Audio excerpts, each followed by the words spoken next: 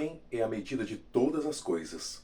Essa frase, dita por Protágoras, expressa uma mudança radical no pensamento antigo. Se alguém assistiu o vídeo anterior, eu falo bastante sobre o que é a filosofia, qual era o projeto inicial da filosofia. Neste vídeo nós vamos tratar de alguns pensadores da antiguidade que foram muito mal interpretados durante muito tempo, mas que aos poucos o seu pensamento vem sendo discutido e revalorizado. Vamos falar um pouquinho dos sofistas. Vamos explicar o que foi a sofística, a importância dela e falar de alguns dos principais sofistas e por que eles foram tão mal falados durante muito tempo. Bora pro vídeo.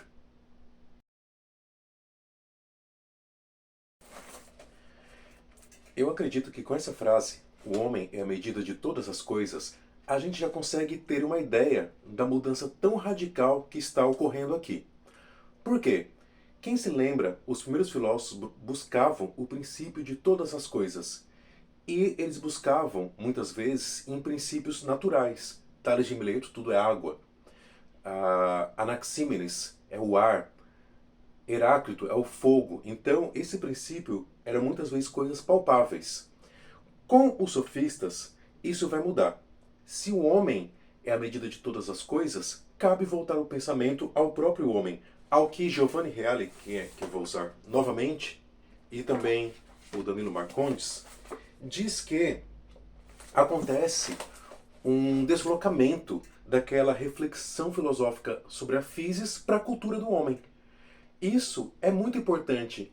Inclusive até hoje, a gente estuda muito essa questão do homem. O que é o homem? Basta ver que nós temos uma corrente filosófica tão importante quanto o existencialismo, que estuda o homem, a sua existência própria. Então, os sofistas foram muito mal entendidos nesse sentido. Mas a gente vai entender por que daqui a pouco. O que está acontecendo aqui? Está mudando para princípios da ética, da política, retórica, arte, língua, religião, educação, ou seja, de tudo que tem a ver com o próprio homem. Mas, para iniciar, por que eles foram tão mal vistos nessa época? Porque eles cobravam pelos seus ensinamentos, e isso era muito mal visto pelos primeiros filósofos. Basta ver quantas vezes que Platão mesmo critica eles por causa disso. E uma outra explicação é porque eles não estavam preocupados com, isso segundo Platão e Sócrates, com um saber verdadeiro. Para Platão, o saber verdadeiro está no mundo das ideias. Os sofistas não, segundo eles, era um sabor aparente, era um saber não efetivo. E isso causou um mal-estar muito grande.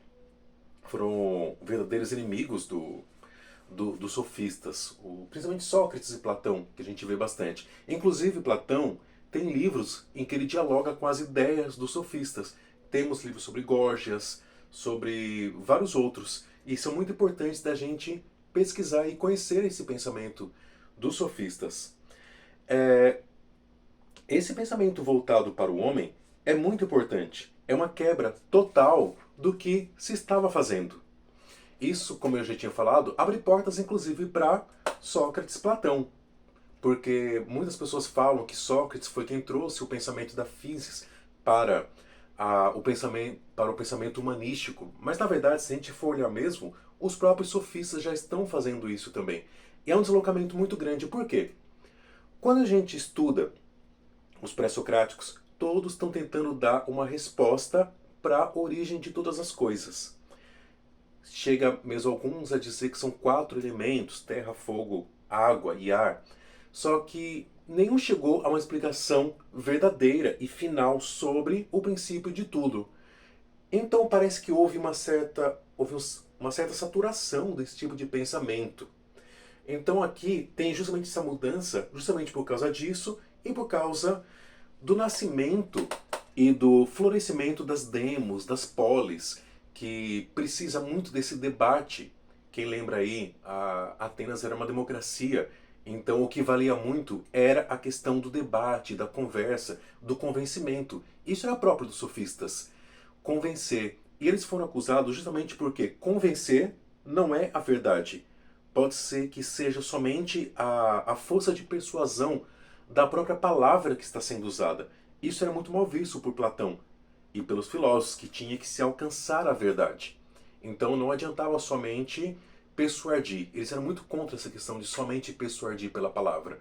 Tinha que ter o logos, tinha que usar a razão. Então assim, com o crescimento da logos também, era muito importante se pensar a areté. Areté é aquilo que o homem tem dele próprio, a, a sua ética. Então, assim, outro pensamento que eles trouxeram, e que é muito importante, que foi uma virada muito grande, na minha opinião.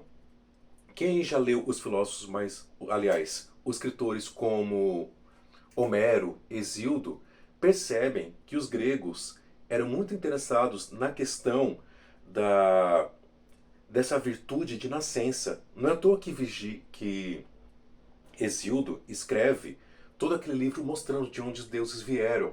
Na Odisseia, os heróis, os mais importantes, eram aqueles que já tinham uma descendência dos próprios heróis, dos próprios deuses. Então, isso era muito importante para os antigos no geral, porque quando a gente lê até outras culturas, essa linhagem, importância da linhagem, virtude através da linhagem, era muito importante e era o que mandava.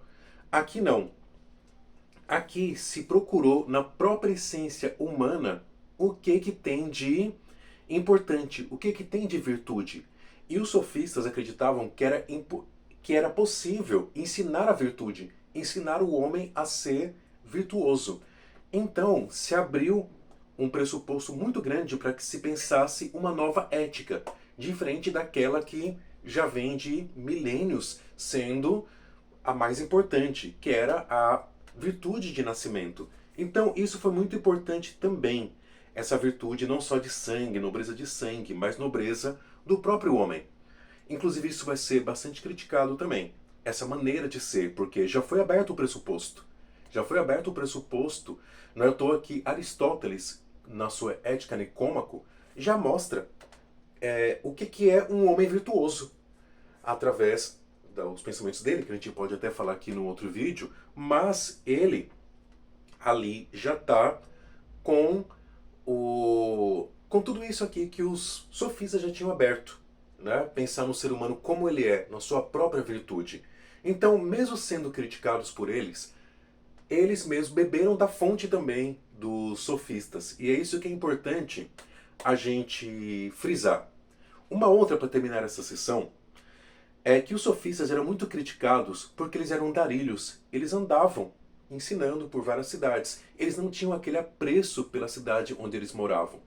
Quando a gente lê na Apologia de Sócrates, ele é muito triste, mas na verdade no Criton, ele não queria sair da sua cidade de Atenas. Existia esse apego pela própria cidade, de onde se nasceu. Os sofistas foram criticados porque eles não tinham esse apego. Eles iam para onde ou pagassem melhor, ou para vender o seu próprio pensamento. Então assim, dá para perceber só nesse comecinho a importância desses caras que foram tão menosprezados. E é importante esse menosprezo a gente pensar, porque ele durou muitos anos. Porque quando depois que passou a Idade Média e foram revalorizados os textos de Platão, Aristóteles. E aos poucos que esse pensamento dos sofistas está sendo estudado e revalorizado. E que realmente é muito importante, como a gente acabou de ver. E nesse próximo passo nós vamos dar uma olhadinha rápida aqui em dois dos maiores sofistas, que são Protágoras e Górgias. Vamos falar bem rapidinho deles, porque esses vídeos, como eu já falei, são basicamente introdutórios. E no outro vídeo aqui eu já mostrei como é que a pessoa pode começar a estudar os próprios filósofos, ok? Então, bora para outra parte.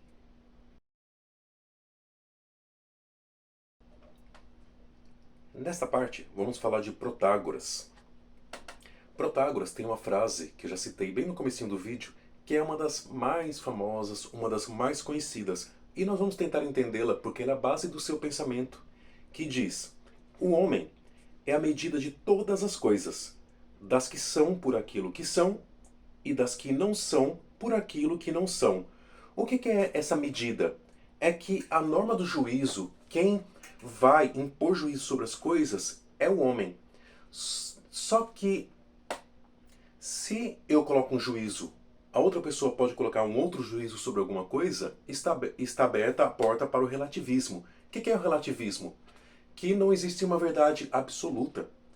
Isso daqui até hoje é muito debatido, né? Muito conversado, muito falado sobre se esse relativismo se sustenta enquanto teoria, enquanto uma verdade de discurso. Não existe verdadeiro ou falso.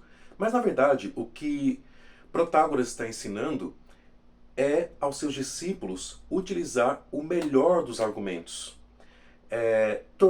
O que vai ficar mais forte, na verdade, é o argumento que for mais forte em cima do mais fraco. Já que não existe verdade, pode ser que exista lá na troca de ideias um argumento que vença o outro, justamente porque esse é mais forte. Então, a virtude que ele ensinava era essa habilidade de fazer prevalecer o seu ponto de vista sobre o do oposto. Isso é importante porque, como eu já tinha falado na parte anterior, se precisava muito saber discutir. Não é à toa que a retórica começa a ser muito estudada nessa época. Aristóteles tem um tratado sobre retórica também. A pessoa que sabe, na verdade, é aquela que reconhece que utiliza o argumento mais útil para poder vencer o seu adversário.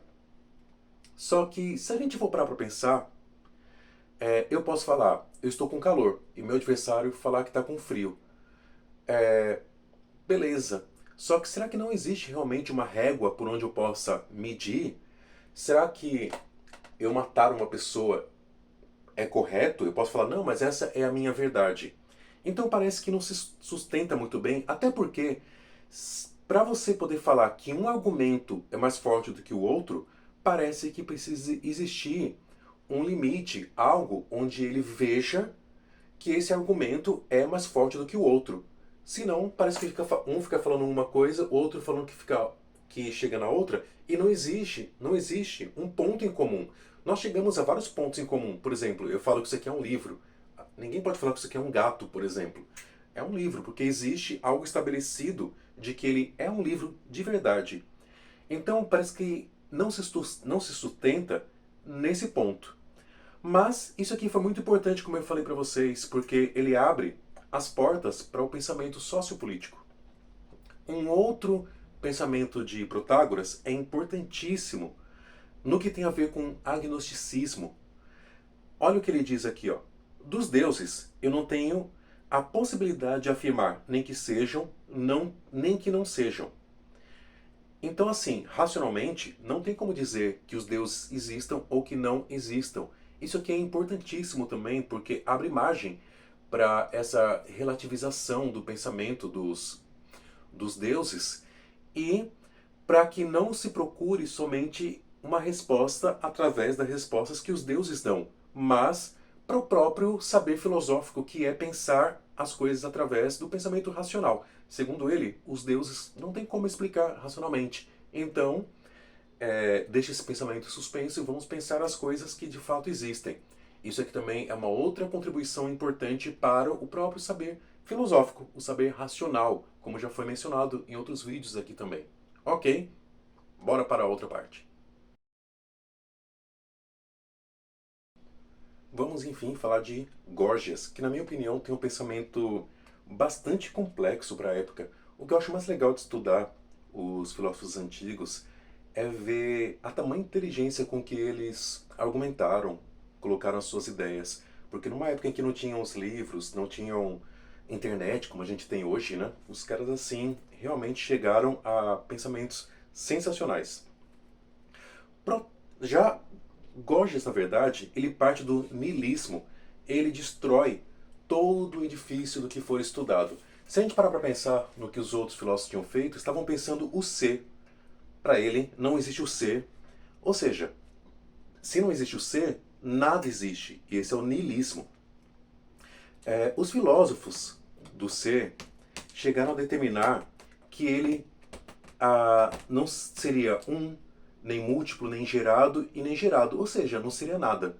Se ele não é não é múltiplo, ele nem teve nascimento, então ele não é nada, porque as coisas nascem. As coisas são múltiplas. As coisas não são uma só. Então, para ele, não pode existir esse tipo de coisa. E ele não pode ser também cognoscível. Não tem como a gente saber. Já que ele é tão múltiplo, ele não é gerado, como é que o nosso pensamento pode chegar a algo que é desse tamanho? Então, assim, o que ele fala aqui, ó, segue-se logicamente, afirma ele, que se existe algo, não seja nenhum, nem múltiplo, nem gerado, nem gerado. Nada existirá. De fato, se algo existe, corresponderia a uma dessas alternativas. Se algo existisse, ele seria alguma dessas alternativas que acabou de falar. Um múltiplo gerado, então seria esses aqui.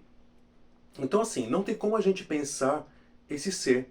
Então, entre pensar e o ser, se a gente parar para lembrar, quem já estudou Parmênides, que junta ser e pensar, existe uma ruptura. Se eu estou pensando, eu não posso pensar o ser.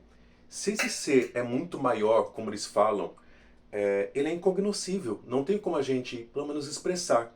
Ok? E como o nada não é nada, a gente não expressa nada. Ok? Ou seja, como a gente chega à conclusão, tudo isso permanece inexprimível. Não existe uma palavra que eu possa dizer sobre o ser.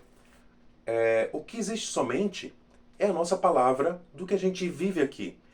Então, essa destruição de alcançar uma verdade absoluta, que a gente já tinha visto aqui, então, parece que Gorgias chega na ideia de que o que existe praticamente então é só opinião. Mas ele radicaliza e fala que nem a opinião existe. É estranho, né, a gente chegar a essa ideia de que na verdade nada existe. Será que tudo é uma ilusão? Se a gente estudar Berkeley e outros filósofos, a gente vai estudar um pouco isso também, de que nada existe, o que é que existe no mundo, né? Ou seja, a palavra ela é portadora de persuasão, como a gente já tinha visto. E, de novo, a importância da retórica. Só para a gente lembrar, os sofistas eram conhecidos por serem os mestres da retórica, da arte da persuasão da palavra. Ou seja, ser retórico para ele era ser capaz de persuadir os juízes nos tribunais, os conselheiros dos conselhos, na assembleia, e tudo isso. De novo, é totalmente em consonância com o que está acontecendo em Atenas na época. A palavra é isso, ok? Isso mostra também que ele foi o primeiro filósofo a pensar na parte estética da palavra. A palavra não somente como a transmissora da verdade, mas como a parte estética, tudo que eu embelezo na linguagem. Que isso é, na verdade, a essência da poesia. A palavra é poética também. Arte, na verdade, é essa moção dos sentimentos, e que Platão vai criticar muito a poesia justamente por causa disso, por esse sentimento enganoso que ela passa. Aristóteles vai mudar um pouquinho isso daí. Ou seja, pessoal, esse daqui é um pouquinho do pensamento dos próprios sofistas. E daí tentei trazer aqui um pouco da importância deles com o niilismo de Gorgias e com o relativismo de Protágoras, ok? Dá para perceber aqui que eles tiveram uma importância imensa para todo o pensamento, inclusive que essa importância permanece até hoje.